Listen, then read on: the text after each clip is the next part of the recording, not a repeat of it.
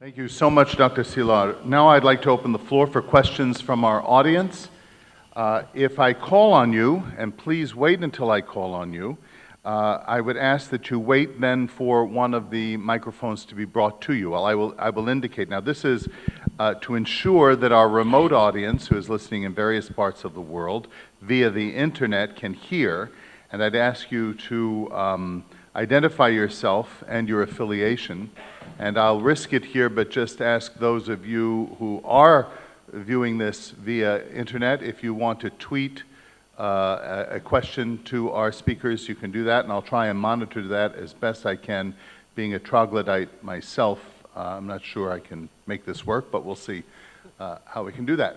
So, right there, we'll ask you to stand and identify yourself and then speak. Thomas Sheets, American-Argentine, and professor of economics at the Escuela de Defensa Nacional. I'll ask my question, a double question, in English, I hope so that it'll be a bit clear. And I'm fascinated by the relationship between the jump from logos, rationality, to natural law, and then on from there. And I wanted to ask or present two questions. One with regards to the relationship between the rule of law and power, and the other is with regard to the rule of law or natural law and the linearity of science, or the nature of a Western view of salvation history, if you will, as a lineal thing of salvation history. How far, for instance, you don't mention in your talk, can you push the relationship between the rule of law and power? The examples of this, and that there are laws in the West, are numerous. You know, we could argue about the application of human rights violations on the part of American troops in Iraq, and these being sheltered from The Hague. The global warming issues, the appropriation of the Antarctic by the United Kingdom, or the U.S. law on election financial support, or the failure of the rule of law to contain the 2008 financial disaster. So the question then of power. I come from the University of Texas, where I did my doctorate, and we used to talk about the library, that over the library was the golden rule should be, he who's got the gold makes the rules of law. The other one is the nature between logos, or natural law, and the linearity of science, the nature of that science is open-ended. This issue comes up again and again in area of biology today, of astrophysics. It comes up in questions of sex. It came up in the question of the definition of humanae vitae, and it came up historically in the case of Galileo that most people would recognize. So that when one talks about natural law, it somehow has to be an open-ended, or would seem to be, an open-ended natural law. It's not something, as Aquinas might have viewed it, as being viewable, intuitable, within the nature of the world as he found it, something quite closed, but rather modernly, it's quite open, and in many cases, very undefinable and debatable. Okay. You know, okay? No, well, you've asked two very good questions. I've got to give them some time to give some kind of response to it. So thank you very much.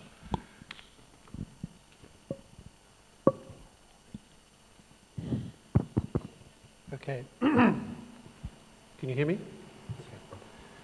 Rule of law and power. Well, of course, part of the purpose of rule of law is to restrain power, especially the arbitrary and unreasonable use of power. And it does so through its inner coherence. Rule of law is not the same thing as democracy. It's not the same thing. Rule of law, I would actually argue, is more important for freedom than democracy. That's a very unpolitically correct thing to say, but I think it's true. Rule of law also provides us with institutions ranging from particular constitutional arrangements to the way that we see judiciaries interact with the political sphere and the way that they interact with the executive and legislative branch. So rule of law, in many respects, is all about the restraint of unreasonable use of power. It also tells us when power is being used in a way that's right and just, and when it's not being used in ways that are right and just. It also, I think, enables us to identify what is a legitimate form of authority, a political authority, and what are not legitimate forms of authority.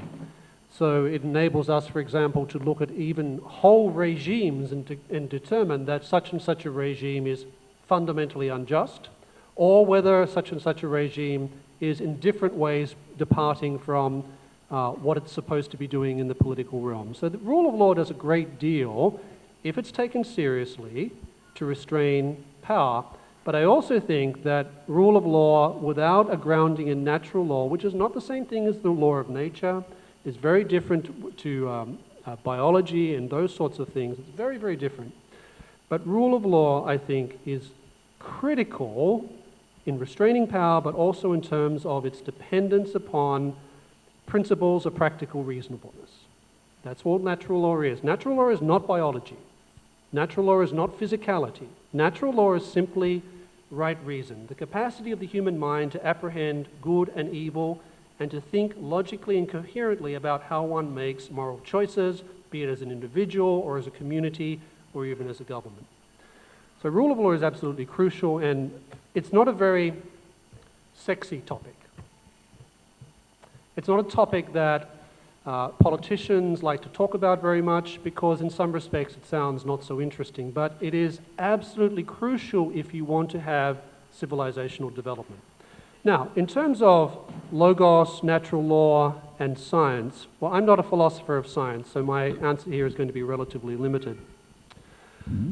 But I think it's very important to note that the foundations of the moral sciences don't begin in the Enlightenment. They begin in the medieval period. People like St. Albert the Great, Albertus Magnus, who was Thomas Aquinas' teacher, laid many of the foundations of the natural sciences, who distinguished between what we can know empirically and what we can know in terms of logic. And I think natural law in itself, and the way that it identifies different modes of reasoning, enables us to say that there are certain moral truths that are knowable at all times and places, regardless of whether you're religious or not. But it also provides us with the means of saying we have different forms of rationality that we apply to different forms of human existence.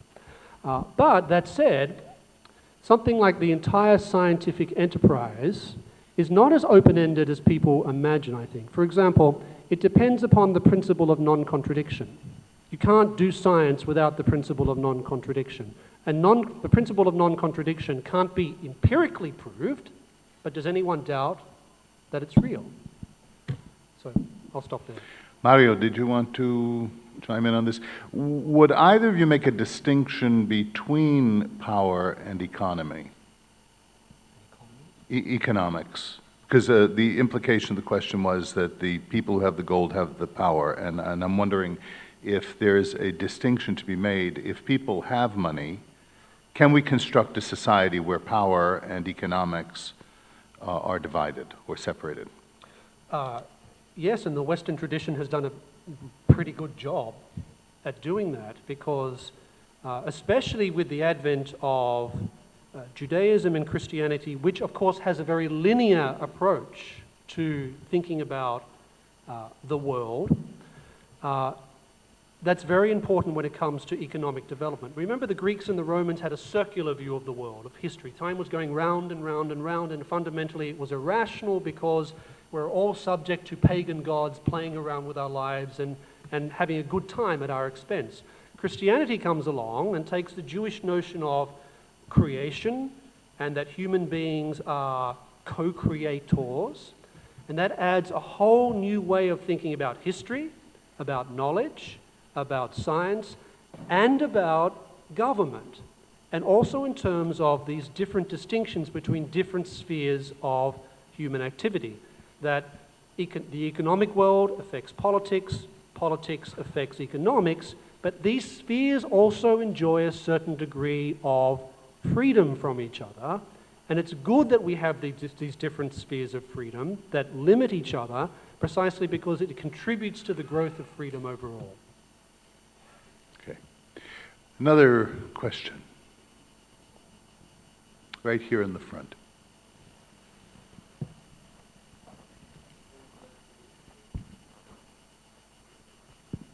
Identify yourself, please. Quisiera hacerle una consulta a Ernesto Badaraco. Ustedes están en este momento frente a un público que no les es usual, de una nación que viene en decadencia hace 70 años y que antes tuvo un periodo de progreso de 90. ¿Podría decirles que el PBI per cápita de hoy es seguro igual al de 1974? Y si ustedes hacen las cuentas correctamente, al de 1940. En ese contexto, los que estamos tratando de que las cosas cambien, algunos, nos preguntamos si cuando crecimos 90 años y cuando Estados Unidos creció 200 años seguidos, cuando Europa después de la Segunda Guerra creció 50 años también rápidamente, fue por obra de 4 o 5 personas, nada más, del liderazgo de 4 o 5 personas que introdujeron reglas de juego que nunca habían estado vigentes durante miles de años, los derechos individuales fundamentalmente. La pregunta es, si uno propone eso hoy, o sea, que 4 o 5 personas tomen un liderazgo para volver a retomar el camino, eso parecería poco democrático, o seríamos acusados rápidamente de poco democráticos. Sin embargo, uno tiene la convicción de que esa es la única alternativa, de que de vuelta aparezcan de Founding Fathers en Estados Unidos o los que tuvimos en Argentina, o Robert Schuman, Adenauer y De Gasperi en Europa. ¿Cómo es posible darle un marco de genuina legitimidad a una propuesta de ese tipo y a la búsqueda de que haya una reinvención de esta sociedad? Thank you very much. I'll go first. Some of you know I was born in Australia, and I often tell this story to Argentines, but in 1900, Australia and Argentina were both in the top 10 wealthiest countries in the world. You know this. One of those countries is still in the top 10 wealthiest countries in the world, and the other is not. And I don't say that with pride or somehow suggesting that Australians are somehow intrinsically superior to Argentines or anything like that. But what's the fundamental difference? I think the fundamental difference is less a question of leaders. I think the fundamental difference is institutional and commitment to particular institutions. So you have a commitment in one country to constitutionally limited government, more or less rule of law, an economy which was closed at one point and then but opened up to the rest of the world, a culture that was and is to a certain extent very careful and very cautious when it comes to entrusting leadership to a core group of people. And Argentina, of course, made other choices throughout its history, particularly after the 1930s and after Perón became president. You know this. You know all this.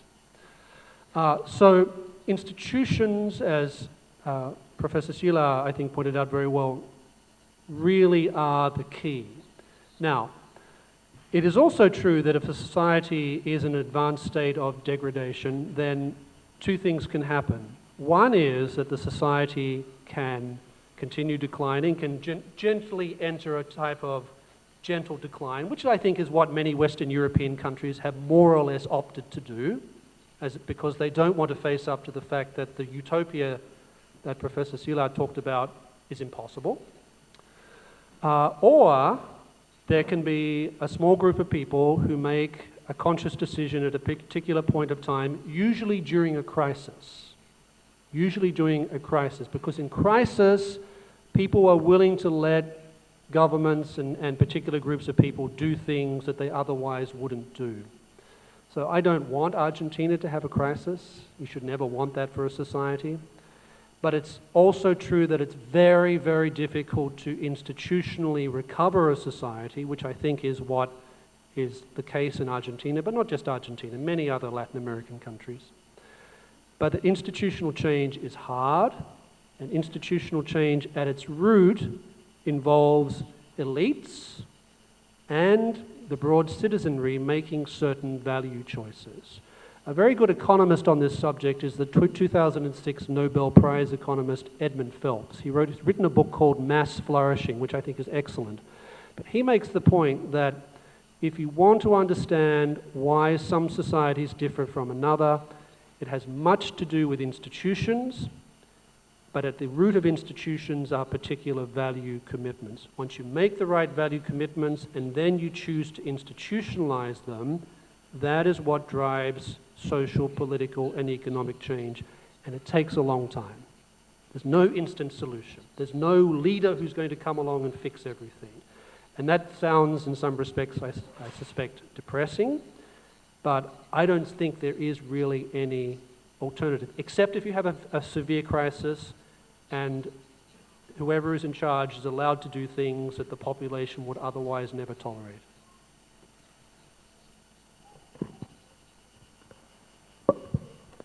Sí, hola. Esto parece ya casi un talismán, pero sí, es simplemente instituciones, instituciones, instituciones. Simplemente agregar, creo que es muy conocido, aquí el padre Claudio Irrazábal hizo una reseña en un libro que tuvo mucha influencia, creo, en Estados Unidos, en Europa, que es Why Nations Fail, de Aaron Acemoglu, 2013 creo. Toca el caso de Argentina, saben que el caso de Argentina es caso de estudio en muchas universidades, ¿no? Se pone como su tesis es que las instituciones, las reglas de juego, son la clave para el desarrollo de las comunidades, ¿no? Y se pone como contraargumento el caso de Argentina. En 1853 tiene una constitución con un paralelismo formal con la Constitución de los Estados Unidos increíble.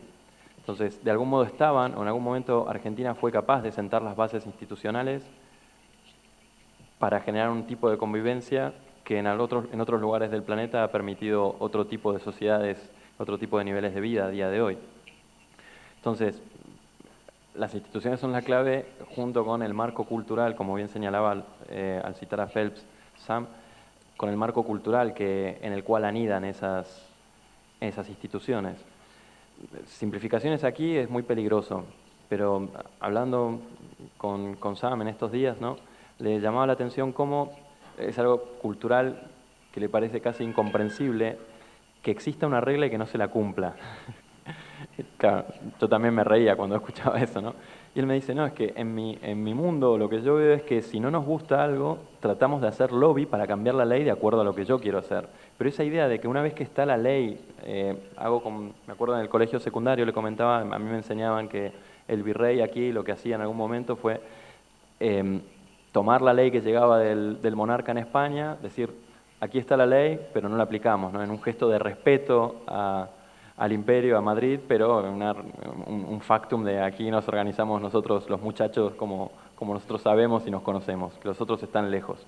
Entonces, de algún modo eso, de nuevo, simplificaciones, son peligrosas y demás, pero creo que algo de eso padecemos, ¿no? El hecho de que hay un sistemático, estamos tan cansados de las reglas que hay también una sistemática ignorancia de las reglas, y articular quizás acuerdos institucionales sin un marco cultural que dote de sentido a esas reglas puede conducir al fracaso, ¿no?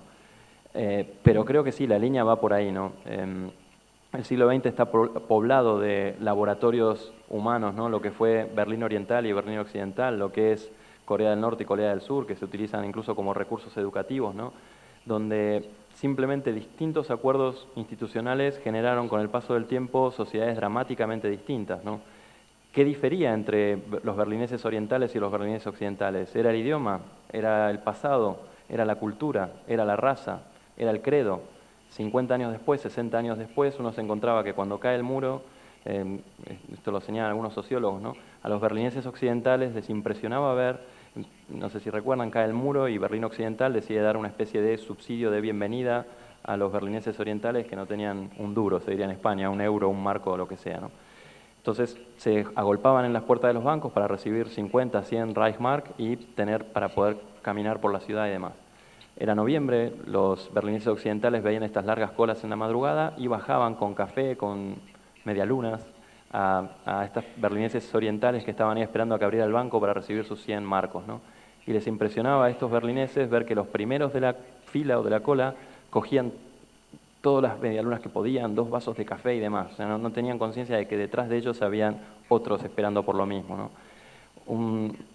Años de vivir bajo un gobierno donde la sociedad y lo social era supuestamente tan importante y la solidaridad era tan proclamada, había generado ciudadanos alemanes con con la misma cultura, con el mismo pasado, con el mismo idioma, probablemente con muchas creencias similares, ciudadanos sistemáticamente egoístas, ¿no? Entonces, creo que el siglo XX nos ha enseñado que las instituciones son la clave, ¿no? Instituciones en un marco cultural adecuado para que esas instituciones puedan asentarse.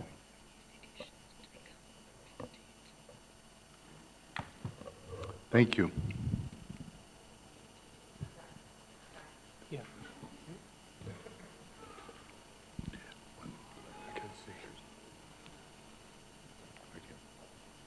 Thank you. Muy buenas tardes, mi nombre es Eloy Soneira, soy psicólogo.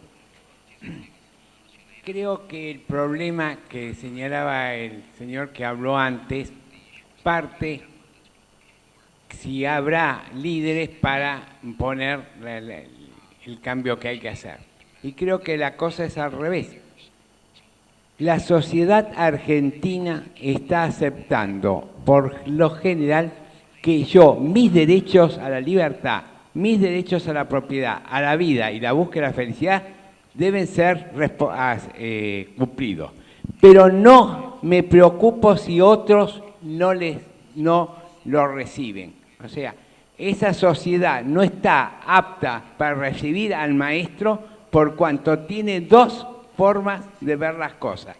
El para mí, yo quiero libertad, propiedad, y búsqueda de la felicidad, pero no me interesa que la sociedad no le interesa que a los demás le pase lo contrario.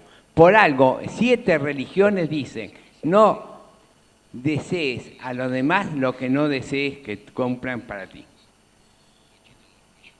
Entonces, para mí ahí está no va a haber maestro porque no hay alumnos o sociedad que quiera responder a ese maestro.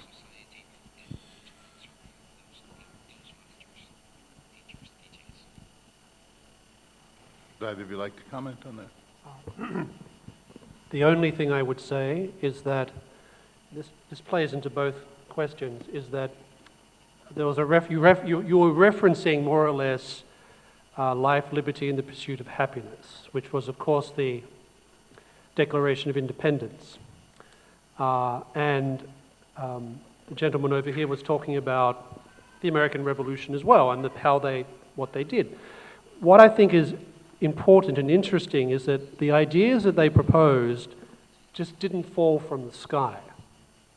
These ideas had been in Western civilization for centuries. People like Jefferson, people like Madison, like Washington, like Hamilton, or even the only Catholic to sign the Declaration of Independence, Charles Carroll, they weren't making this stuff up. They were part of a tradition, and I think that's part of any society that is in a state of degradation, if it wants to recover, is to go back, it sounds like a very traditionalist approach, but to go back into its own tradition and to ask itself, what are the values and institutions that are there, that are present in our history, in which we can apply to the present?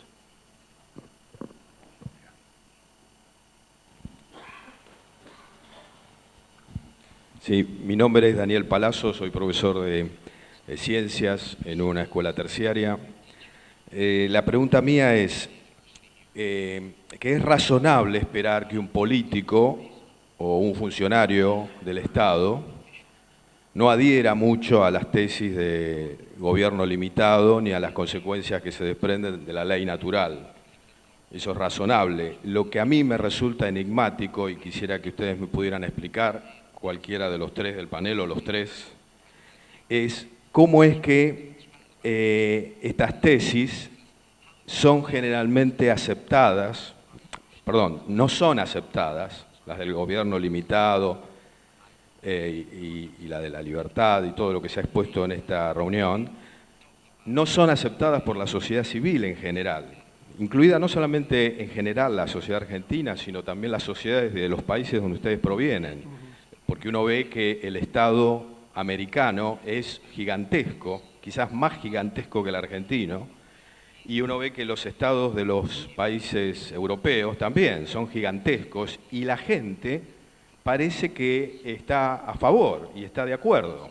Entonces, ¿cómo es que esto es así? ¿Cuáles son las causas? A pesar que ambas sociedades, europeas y americanas, provienen y sus fundamentos son de fundamentos religiosos cristianos, como se ha expuesto en esta tarde. Thank you.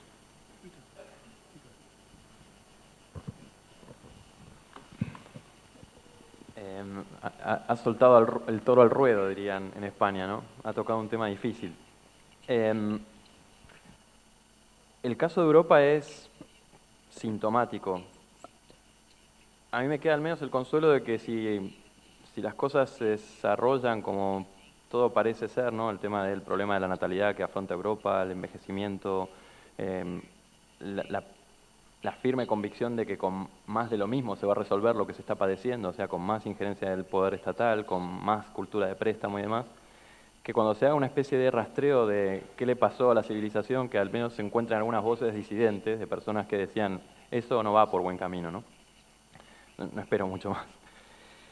Por ejemplo, nunca tantos países ahora en Europa, al mismo tiempo, están teniendo intereses negativos en sus bonos soberanos. 7 países te están dando menos dinero, menos pasta, de la que tú le das.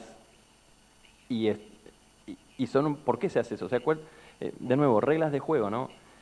¿Qué escenario se ha creado en Europa por el cual es percibido como una inversión segura prestar dinero a los estados que te están devolviendo y te están diciendo que te van a dar intereses negativos, ¿no? Interesante, el pensamiento cristiano sobre la usura tiene siglos de el cargar intereses, ¿no? Es difícil encontrar que un teólogo contemporáneo, un analista social, se anime a decir, bueno, ¿qué implicancias morales tiene? ¿Qué descoordinación, qué potencialidad de descoordinación social genera que 7 países europeos, que la economía europea se esté apalancando de tal modo que necesita como un activo de refugio comprar bonos alemanes en los cuales tú sabes que perderás dinero? O sea, hay una perspectiva de deflación, una perspectiva de que en otros contextos incluso perderé más dinero. Y de nuevo, unido a esto, el hecho de que se está en la expectativa constante de que hay una persona, Mario Draghi, que decide, subiendo un 4% del interés del Banco Central Europeo, la coordinación de todo el sistema económico financiero europeo. O sea, ¿cómo puede ser que todavía, estamos hablando de sociedades complejas, sociedades extensas y demás, la ciudadanía europea, que supuestamente desde Argentina, ¿no?, uno la ve como ciudadanos de eso del primer mundo, ciudadanos críticos y demás, tengan este pensamiento alicia, esta especie de confianza irracional, la exuberancia racional de la que hablaba, de que la determinación de un sujeto, de la inteligencia de un sujeto respecto de si es 0,25 o 0,15 la tasa de interés del Banco Central Europeo, permite articular la complejidad de las interacciones económicas del mundo contemporáneo. Y estén aceptando como razonable este hecho de que se estén pagando intereses negativos, o sea, una cosa nunca vista en la historia económica del pensamiento económico, poco analizado, ¿no? Entonces, volviendo a lo que tú preguntabas, evidentemente hay cosas graves que están pasando en la cultura occidental, ¿no? Y la vinculas con el cristianismo. También sabes que dentro del pensamiento teológico contemporáneo también está toda una línea de lo que se conocen como los teólogos posmodernos, los teólogos de la muerte de Dios. algunos incluso fuerzan un poco las cosas y dicen que el fenómeno del ateísmo contemporáneo puede ser interpretado como una especie de consecuencia fruto de la radicalización de la idea de Dios como la kenosis de Dios, Dios que se nadifica, ¿no? Bátimo y demás, para algunos personajes un poco particulares o singulares. En el mismo cristianismo estarían las bases de su autodestrucción, ¿no? O sea, evidentemente no coincido y no comparto esos análisis, pero sin duda que a nivel sociológico está siendo una especie de piedra de toque el análisis de cómo puede ser que sociedades que supieron generar la civilización, que supieron articular las claves de comprensión, de limitar el poder político y demás, al mismo tiempo estén comportándose con esta especie de tendencia idolátrica hacia la confianza en que una persona podrá resolver los problemas, ¿no? Sin duda un buen líder, a diferencia de un demagogo, es aquel que sabe interpretar los signos de los tiempos, la hora, pero articula reglas de juego que permita el despliegue de los actores sociales en la búsqueda de soluciones. O sea, lo que hicieron los padres de Europa con la comunidad del Caurín y el Acero, Schumann y demás, o sea, fue justamente eso, ¿no? Intuir, olfatear en la sociedad qué cosas había que tocar para que se desarrollara la sociedad, ¿no? Una especie de reglas top-down respecto de qué es lo que debe ser Europa, ¿no? Incluso, bueno, esto da para largo, ¿no? Pero parte del problema europeo también, de lo que se ve actualmente en Europa como los eurócratas, los que viven bien en Bruselas, es esta visión de basta de intervención, basta de que desde ahí arreglen todo y que crean que en Bruselas es el Vaticano de Europa de donde se resuelven los problemas sociales, ¿no? Pero hasta tanto eso no sea una especie de crítica social fuerte en las sociedades civiles europeas y entre tanto se siga priorizando esta tendencia así, vendrá una solución mágica de las reuniones del Eurogrupo, pocas esperanzas hay. We just have a few moments left. I'll ask Sam to just speak very briefly. I would agree with everything that Professor Silas says because he's really pointing to the importance of incentives and rules of the game. As any economist will tell you, incentives matter, and the direction in which incentives are aligned will tell you a great deal about why people choose what they do. But beyond the economics, another thing I would point to is I think much of Europe has been very influenced by the late French Enlightenment, where there's a heavy emphasis upon the state and using the state to achieve equality. And the French Enlightenment is very different from the Scottish and American Enlightenments, where the emphasis was much more upon freedom. And in the case of contemporary Europe and much of the rest of the world, including the United States now, I think the problem that you're describing, where people don't seem to want freedom and they want big government to take care of them, I think has a lot to do with yearnings for security. And when many people have to choose between liberty and security, in Europe, I can tell you, they choose security every time over freedom. Increasingly in America, that's the case as well. So it gets back to value choices.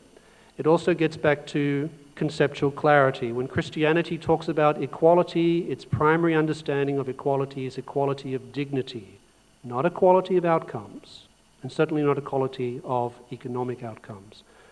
So I think that's just some of the reasons why we see people don't care about freedom.